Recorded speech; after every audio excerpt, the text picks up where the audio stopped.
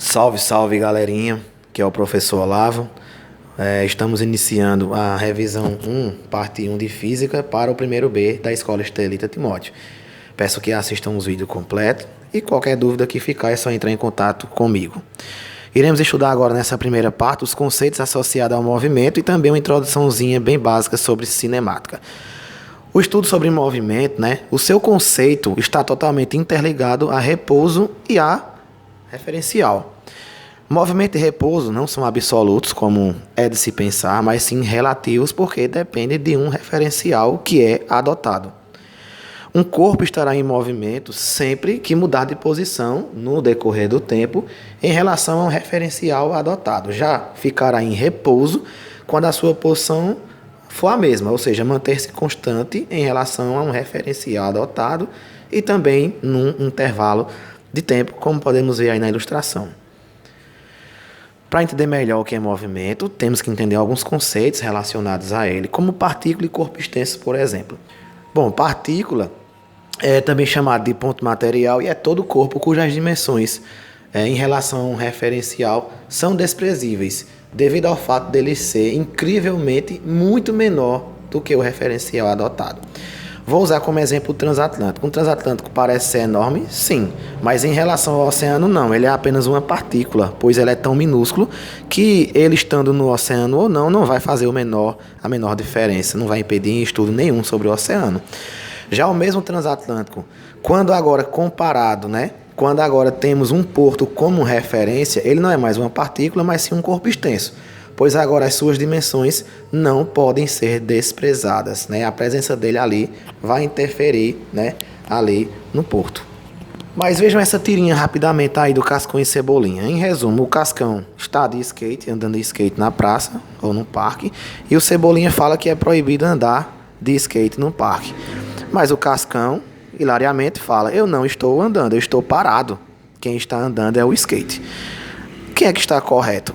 A questão para isso depende do referencial abordado. O movimento não é absoluto, é relativo, galerinha. Se compararmos o Cascão com o skate, realmente em relação ao skate, ou seja, o skate nesse caso está sendo o referencial abordado, ele está em repouso. Mas se o referencial abordado em relação a Cascão agora for o Cebolinha ou aquela árvore lá atrás que está parada, ele estará em movimento. Entenderam aí, pessoal, a dinâmica do referencial? É isso. Ele mostra que o repouso e o movimento é relativo. Repouso, diferentemente do movimento, é quando um corpo não muda a sua posição em relação a um referencial, quando ele continua na mesma. Por exemplo, duas pessoas sentadas uma do lado da outra em um ônibus, elas estão uma em relação à outra em repouso.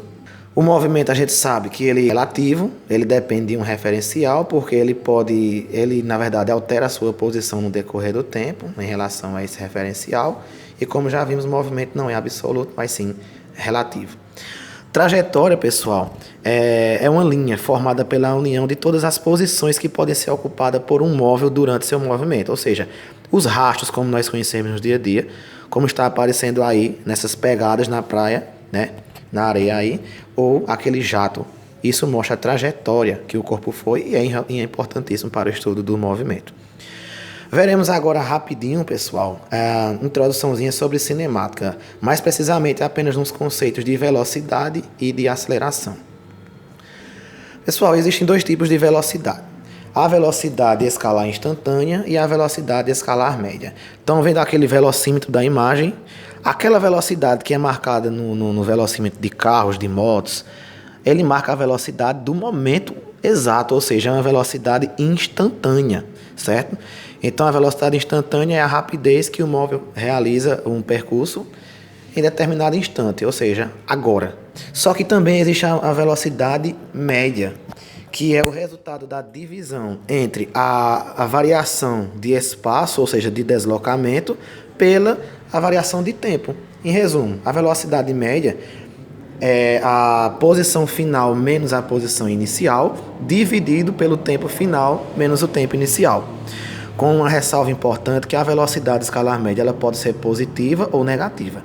Ela será positiva quando ela estiver acontecendo no mesmo sentido da orientação da trajetória e negativa quando for em sentido contrário ao da orientação da trajetória. né? E ela também pode ser nula se o espaço final for o mesmo do inicial, ou seja, é quando ela não sai do lugar, ou ela sai e volta para o mesmo lugar. Pessoal, podemos ver aí, né, nessa ilustração, uma questão sobre velocidade média já respondida, né? Vocês prestem bastante atenção, mas fiquem tranquilos que no final desse vídeo, na revisão, eu vou responder algumas questões básicas sobre velocidade média e aceleração média para ficar mais claro para vocês. A aceleração, ela também pode ser instantânea, que é a aceleração momentânea no agora, né? E ela pode ser média. É bem importante entender que a aceleração só vai existir quando houver variação de velocidade. Tanto variação de velocidade positiva, quanto uma variação de velocidade negativa, que pode ser chamada de desaceleração. Se não houver variação de velocidade, não terá aceleração. Vejam aqui no exemplo que a aceleração é simbolizada pela letra A. E esse exemplo aqui, fiquem tranquilos que eu vou responder um parecido na nossa revisão. Vamos finalizar aqui nosso vídeo com um exercício básico de revisão. Questões bem simples sobre velocidade média, aceleração média. Primeiro quesito. Um carro viaja de uma cidade A a uma cidade B, distantes 200 km.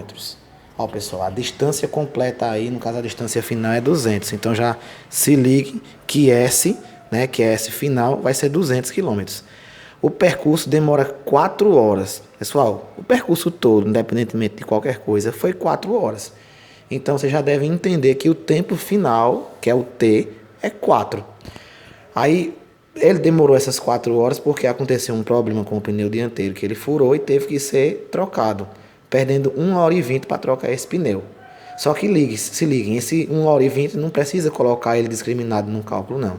Esse 1 hora e 20 já está incluso dentro daquelas 4 horas, que é o que realmente nos interessa, que é o tempo final. Qual é a velocidade média? Ora, a distância final é 200. Como a inicial não fala nada, é porque é 0, partiu do repouso. O tempo final é 4 horas, que foi o tempo total gasto. Não fala o tempo inicial, então é 0 também, que partiu do repouso, ficando assim. A gente sabe que 200 menos 0 é 200 e 4 menos 0 é 4.